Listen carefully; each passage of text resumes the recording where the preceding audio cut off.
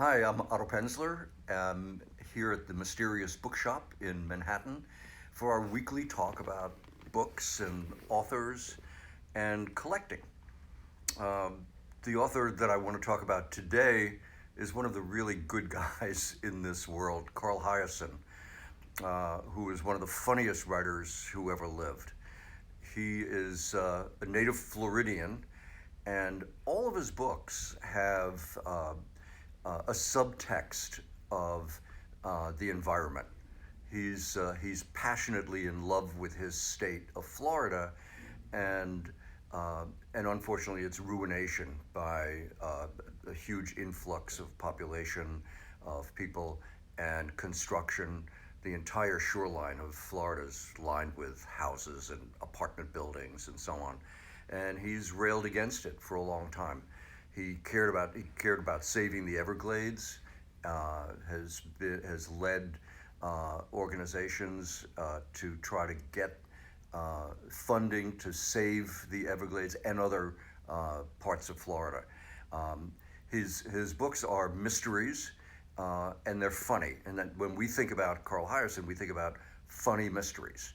Um, but there's an undertone of environmentalism in every one of his books. He was a reporter at the Miami Herald for years and did investigations. He was on the investigating team of the Miami Herald, where he was looking at corrupt politicians, but also things weren't that were damaging to the environment and exposing some of the business practices that real estate people were doing to harm the environment.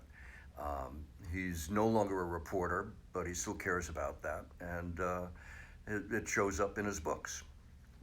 Anyway, rather than just talking about his crusading, which is very important, we really should talk about his books. And here is what everyone thinks is his first book, Tourist Season, which as a first novel wound up becoming a bestseller, a New York Times bestseller. It was published by Putnam. His early books were published by Putnam. And as you can see, Putnam, which is common for modern books, I know we talk about it every week, but I think that occasionally there may be people who are seeing this show for the first time. So the copyright page, as you see, has the number sequence that goes down to 1, which is what virtually every publisher uses to show that it's a first printing of the first edition. Random House is a different company. They don't do it. They start, believe it or not, with the number 2. No one has ever been able to explain to me why that is, but it is. So there it is. So this is a first edition, and it's autographed. There's a signature, and this is of his comic novels. This is the most desirable because it's his first and scarcest, and perfect copy. Look at this perfect dust jacket. For a book that was read to death, to see a perfect jacket is not that common. It's $125. But it's not his first book.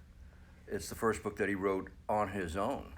But he wrote 3 books, thrillers really, with a co-author, William Montalban. And here they are. They were published by Athenaeum. Very uncommon books. These were done in very small quantities. The first one was Powder Burn. Athenaeum showed a different way of showing first printings. They did not use the number sequence, but they made no secret of how to tell a first edition. On the copyright page, it says first edition, which is a very serious clue in deciding whether or not a book is a first edition. These are very scarce in this kind of condition, and as a result, of course, they're expensive. Powder Burn is $350. Trapline is the second book in this group of thrillers, and this copy is signed by Hiaasen, And again, the copyright page, it says first edition. Without that, it's not a first edition.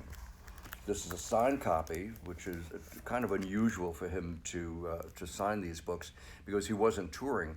Later, the later books, he was very, very successful, and his publisher toured him everywhere. And so signed copies of the later books are much more common. These are fairly uncommon. This is 300. And then the third and final book in the series,